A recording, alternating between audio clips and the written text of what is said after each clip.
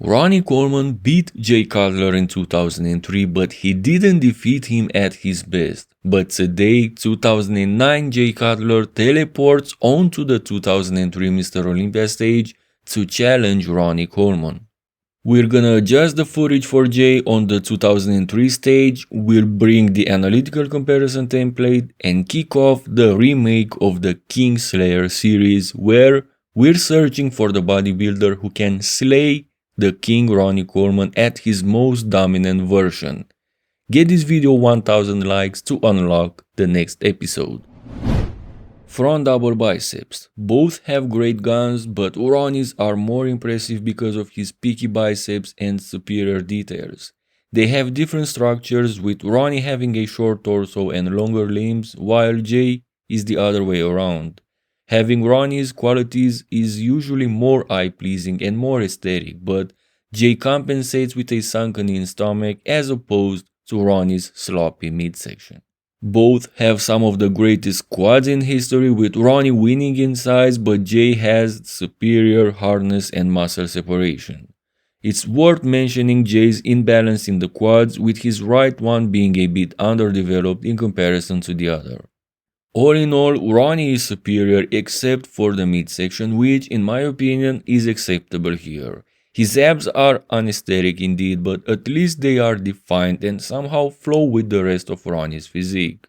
Of course, his midsection is not ideal, and if it were, this could have at least been a standard 2-point win for Ronnie, but because of the midsection and also because of Jay's great display, this is just a 1-point subtle win for Ronnie. Front lat spread. Jay is wider shoulder to shoulder, but due to Ronnie's superior fullness and longer arms, he looks like he is wider. Differences in camera angles and sizing could be factors as well. I never pretended this is scaled 100%. Given his frame, I always thought Jay didn't reach his full potential in this pose. Don't get me wrong, he's good but not great, that's my point. Ronnie is a monster. He's not as wide, but he's got a better lats. Where Ronnie fails is in the execution though. His straight leg stance and chin in the chest don't help his case, but overall I still think this is a subtle 1-point win for him again. If you wanna see the full routine without interruptions, I'll include the entire routine at the end of this video for you. Check the timestamps below. Side chest pose. From the side, Ronnie's superior fullness becomes obvious, but at the same time, Jay's superior hardness does too, especially downstairs through the outer quad. This is much closer than expected. Nobody expects Ronnie to be in trouble in this pose against Jay. If only Jay's chest was popping a little more, the outcome could have been different, but given the circumstances, this is yet again a 1-point subtle win for Ronnie.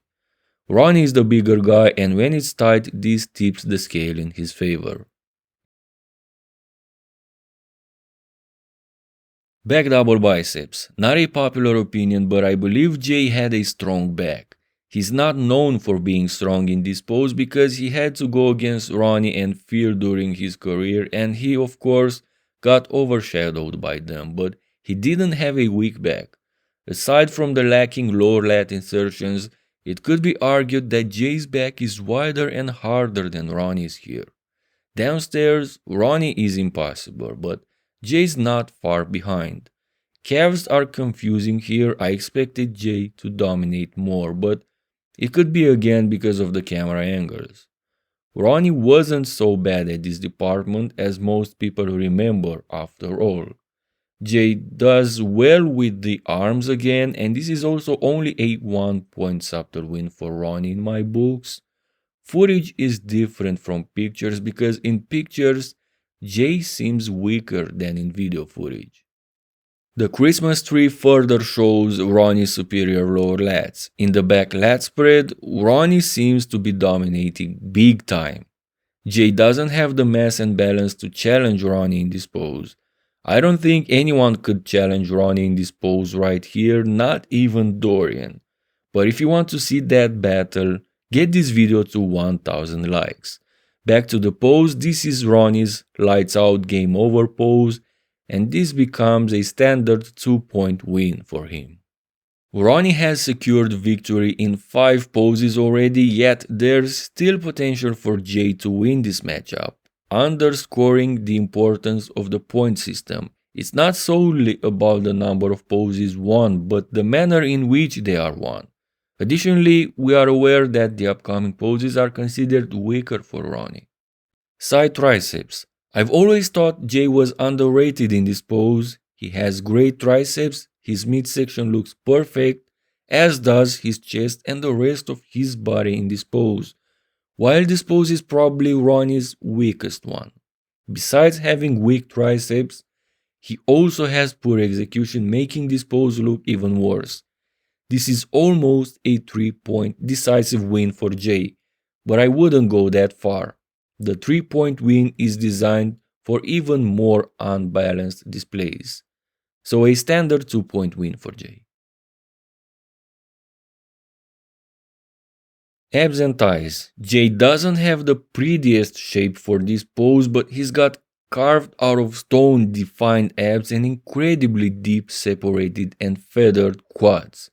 Ronnie has great quads too. His midsection is pretty defined, but his abs are spilling out oddly, and that gap in the middle is quite unaesthetic. Furthermore, Jay's obliques display convinces me he deserves a standard 2-point win in this pose as well.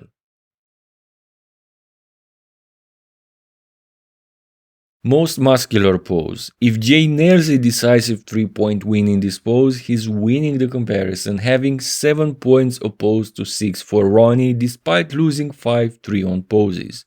However, Jay is not able to win decisively against Ronnie in this pose. He's not even winning it actually, despite once again looking harder.